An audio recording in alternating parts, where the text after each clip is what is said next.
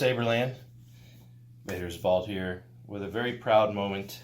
We are very excited and very happy to finally be able to release our third run of our very popular and famous Starkiller run saber. People have been asking about it and asking about it. We've been telling people soon, oh, soon, soon. Well, the day is finally here.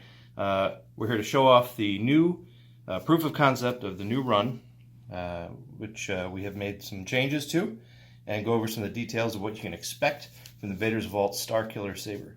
Okay, first of all, we kept the basic design of the Starkiller hilt that made us famous. As many of you may or may not know, the Starkiller hilt was sort of the hilt that got us into the saber making business. I loved this saber from the concept art way back when, I think it was 2006 or 7, and we had a very poor purchasing experience with somebody at the time who was making empty hilts, and I decided I wanted something better, and that's how we got into making sabers. So this was actually our very first flagship run that we did at Vader's Vault. Was done with us by Orbital Machining and his awesome precision machining prowess.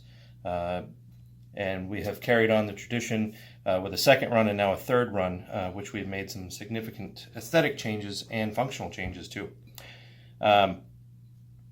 So, to go over the changes, previous runs we had the copper parts that from the game were actually anodized. So the emitter section and the grip section were just aluminum that was anodized different colors.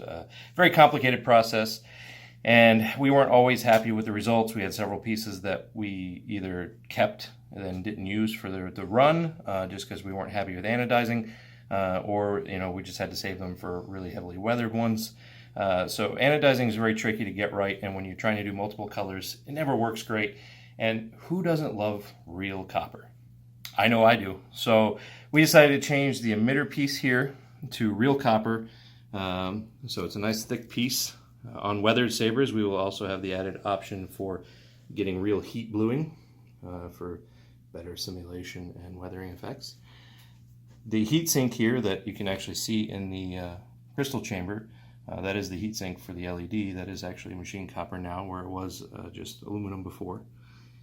And finally, at the grip section in the rear,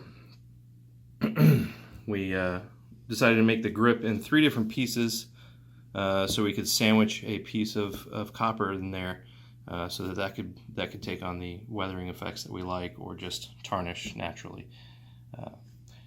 The other big change on the outside of the saber from previous runs is the crystal chamber bars. Those used to be made out of aluminum. They are now made out of steel. So it adds an extra layer of durability to the saber. Not that there was anything wrong with the Run 1 or Run 2 aluminum bars, but being that people tend to grab the saber at this area of the hilt, and with more people dueling nowadays, we decided to make them something more durable. So we decided to use steel for those bars. The other big change, however, is on the inside of the saber, and we'll get to that in a minute. We are still refining some of the options and details we want to release with the run, so there will be more details in our posts on Facebook and in the groups, but as far as pricing and whatnot. But they will all be coming with crystal focus packages. They will all be RGB. They will all have Bluetooth for rice. So we're including everything other than your choice of weathering options, which will be the only additional stuff. The font package will be a TFU themed font package. Some of the fonts are still being refined and updated, so we do have a few of the stuff here to show you.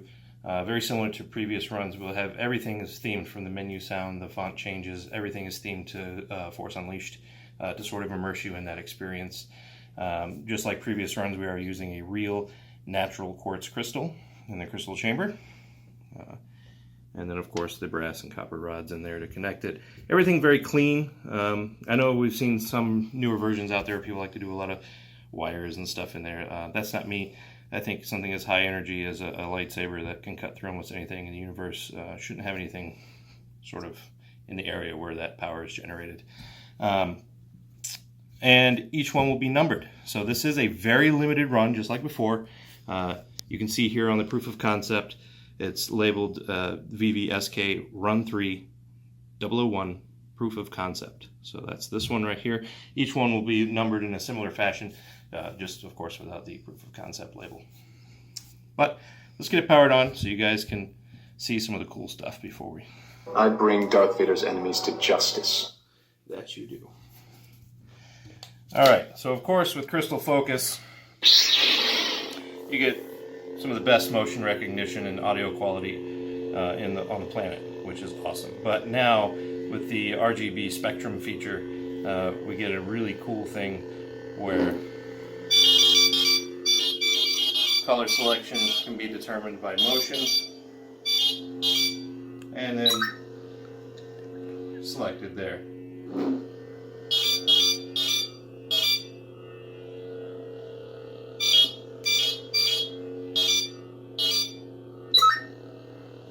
And then, so a little bit faster to go through the up to 16 color profiles. Once we got RGB and we started adding color profiles, the ability to scroll through them can sometimes be a little tedious when you want to go back to a color.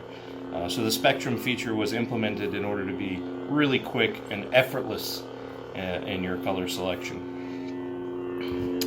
And of course, crystal chamber there with the feature we decided to keep because it was popular from the last run was the shine through on the crystal holder. That's the only thing we didn't really update in the crystal chamber itself. Now, the big deal, and we always like going bigger and better when we can. We've updated the power supply of this saber. It used to be, from the first run, it was 14,500s. Then the second run, it was 17,500s. In this run, it's 18,500s, but it's also a reveal chassis. So everything is done and covered with the metal sleeves that you see here with detail and the piping there on that side. Lots of milled features. And even our 15 LED feature there for scrolling and whatnot. Some nice cool vented windows there. Made of multi-layers of brass, copper, and aluminum everywhere. Brass, copper, and aluminum everywhere. We love it. I love this combo. It looks great. Looks more in universe than our previous models' chassis, which were more functional and utilitarian in design. And while they worked great, they don't really fit with the in-universe feel that we like to give when you want to take the back half off. Everything is still pretty easy to access. The SD card is accessible by pulling the speaker out here. You can actually see it right there. Maybe not, but you just click your finger in there and pull it out. Or you can use tweezers if it makes you more comfortable. I know it does me because sometimes I get frustrated with SD cards because they're tiny. But that gives you some extreme display options.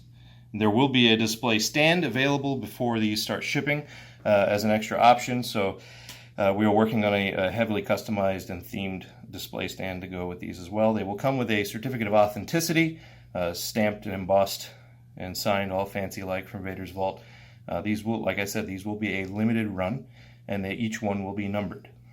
So when we put them up, they will be first come, first serve. A couple of frequently asked questions that we get. Can I send my Run 1 or Run 2 Starkiller back to you guys and have it upgraded with all the new hotness? No.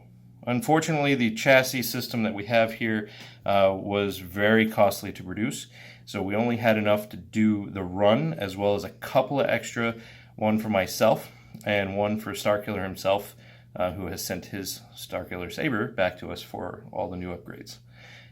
So that cannot be done. The Run 1 Starkiller is actually very different internally, so this new chassis wouldn't even fit inside it. Another question, will you guys be offering NeoPixel on this saber, or Plector Pixel? No, not at this time.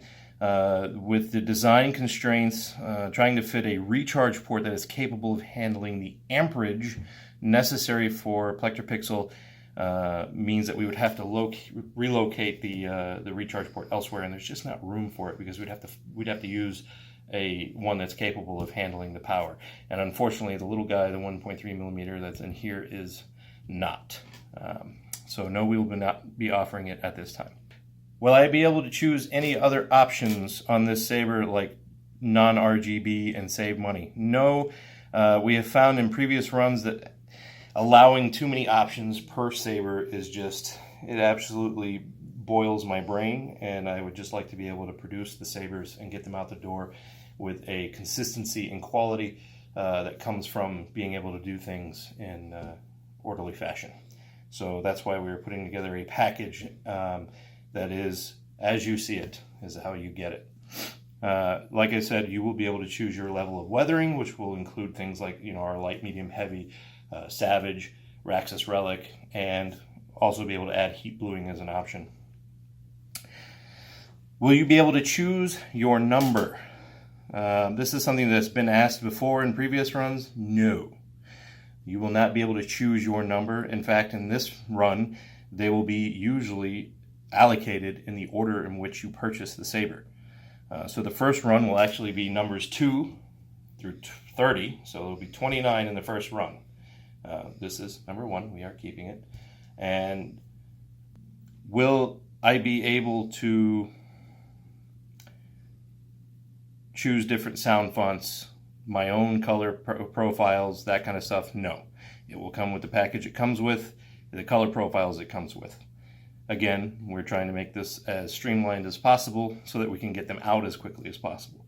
These are not an easy saber. These things take days to do from start to finish. Extreme amount of man hours to get everything to fit in this tiny little package. We'll just like to let you know, we've got crystal focus, color extender board, 2 18500 cells, protection PCB, Bluetooth PCB, LED PCB, 28 millimeter high bass speaker, all in this little area here. So everything's very compact, takes a lot of concentration to do. I would just like to be able to do things in a nice, consistent fashion. Any other questions you will be able to ask us either via email, you can call the shop, or you can join one of our Facebook groups, The Vault and the Custom Lightsaber Community, or ping us on our Facebook page at Vader's Vault Sabers. Thanks again. We look very much forward to releasing this for you guys. It's been a long time coming. I'm extremely excited about it.